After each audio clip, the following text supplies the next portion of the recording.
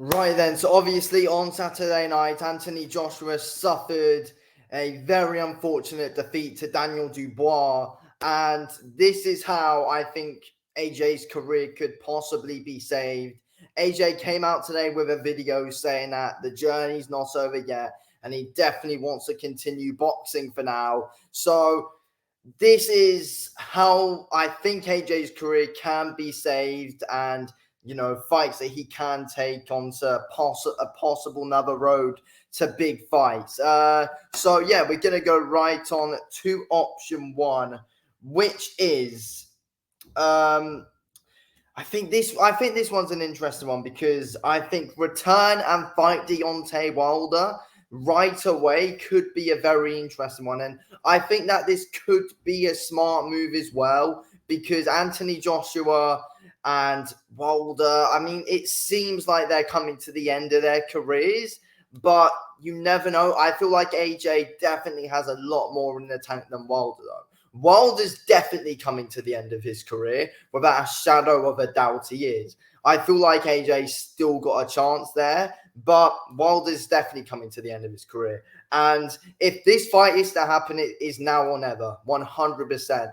And it's a big money fight, 100%. But it's this Anthony Joshua Deontay Wilder fight. It doesn't bring in the numbers that it did once before, like what it would have done in March, for example. But right now, it's March if Wilder won, but right now, both guys coming off losses. I think it's the perfect fight to make for both guys, even though, yes, the numbers are still high, but it's not what they once were. But it's still a big fight, which people are going to be interested in my opinion. So if AJ comes back and fights Deontay Wilder, again, that it makes sense. Both guys are getting older now. AJ's 35, I believe, in October. Wilder's like 38 now. So it's like, both guys are aging as well. It's now or never when we get to see this fight. So, I think it's a good chance we could see an X. And I have heard something that Malik Scott as well said that Deontay Wilder's not fully finished yet. So this could be a fight that we see. And once again, this fight makes sense, even though the numbers aren't what they once were. Then after that, if AJ can get through Deontay Wilder, which he should do, then I think he should go into the Tyson Fury fight no matter what the Fury result is with Usyk.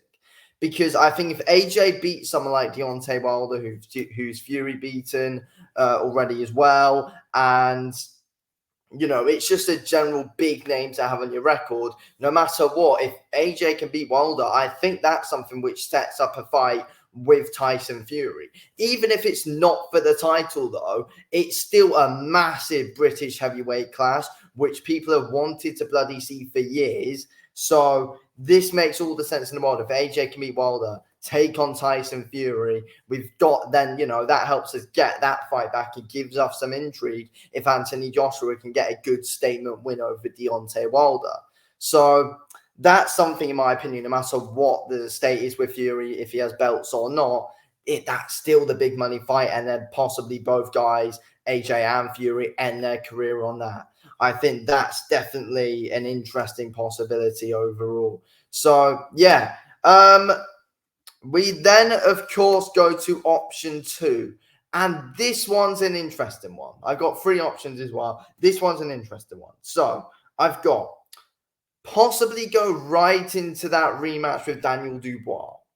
And, I know what people are saying. Oh, no, he stands no chance. But at the end of the day, Anthony Joshua's fundamentals against Dubois were literally nowhere to be seen for some strange reason in that fight. And people saying, oh, AJ's performances were massively overhyped against the likes of Franklin, Helenius, and Ngannou. And Borland, sorry. In those fights, AJ's fundamentals were there, though. Every time AJ threw, his hands came back to his face and he was very defensively responsible.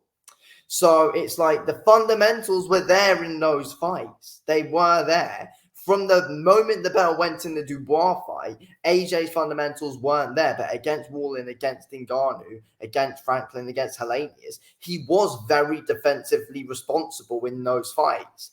So he's got it in him. The fundamentals were there. And under Derek James especially, I think AJ's defense is the best it's ever been. But, obviously he left him, went to Ben Davison now. So, yeah, and then we were thinking AJ's offense possibly it's the best it's ever been under Ben Davison. But I don't know. But it's AJ's defense under Derek James was great in my opinion. So, yeah, I don't know. Like, I still think AJ's got something in him, but, he needs to take time out if he wants to take this Dubois rematch. So, as I was saying, he could possibly take that Daniel Dubois rematch straight away. Whether he wins that or loses that, you'd likely say he loses it, though, probably, based on how the last one went with how one-sided it was. You'd probably say he loses the rematch, and then if he loses the rematch, that's probably it. But if AJ can win the rematch, which I hope he does, if AJ can win the rematch, then I think he could possibly set up a fight with Joseph Parker and Zhang, defend his belt against one of them. Turki Al-Sheikh can get that done. If he can defend it against Parker or Zhang, if he takes the immediate rematch with Dubois, possibly early 2025, takes then possibly in the middle of the year, takes Parker or Zhang, and then at the very end of the year, he defends the belt against Tyson Fury because once again, AJ would be a world champ if he beats Dubois, and then eventually, it's another big money fight with Parker in a rematch or Zhang, and then you've got the Tyson Fury fight once again. That's a way back, but I think that's probably the most difficult way back for Joshua. It is an option though, but the Dubois rematch will be very bloody difficult. If AJ gets past that, he would have to deal with Parker or Zhang, which again, that's going to be very bloody difficult to get to Fury as well with all the pressure on. If he wins that fight, then he gets Fury. That's going to be difficult as well. And then, yeah, it's interesting. And then if you get the Fury fight, then, that's when, once again, you can both call it after that one. That is what I think could possibly happen. And then my final one, option 3, my final one is return and fight someone like Agit Kabayel. And I think this is a smart one as well because all the fights I've named for AJ are big money fights. And I feel like at this stage of Anthony Joshua's career, you just need to take these big fights. And yes, Kabayel isn't the biggest name to the casuals, but to the hardcores, we all know how bloody great of a threat Agit Kabayel is. And eventually the casuals will pick up on that.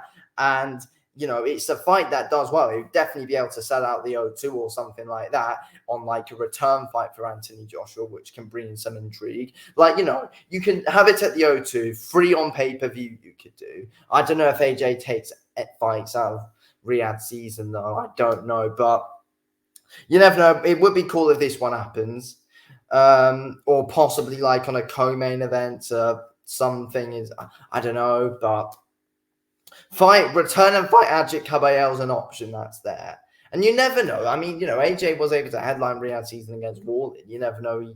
He could do something like that against Kabayel. And they could just put on a smaller show in the UK with some decent money on it. Fight Kabayel at the O2, something like that in a return fight. Then, if he wins against Kabayel, he can go on and fight Deontay Wilder in a fight which, people want to see. Because if AJ beats Kabayel and possibly Wilder gets a win on the side, or Wilder just sits out anyway, if AJ gets a win, it does bring back that intrigue for the Wilder fights, in my opinion. Then, if AJ beats Wilder, which he should do, you then go into the rematch with Daniel Dubois. That's if he is the champ at the time, though. I think there's definitely a good chance of him being the champ at the time. He's got a good chance against both Parker and Zhang, which will probably be the most likely ones for him next, if not AJ.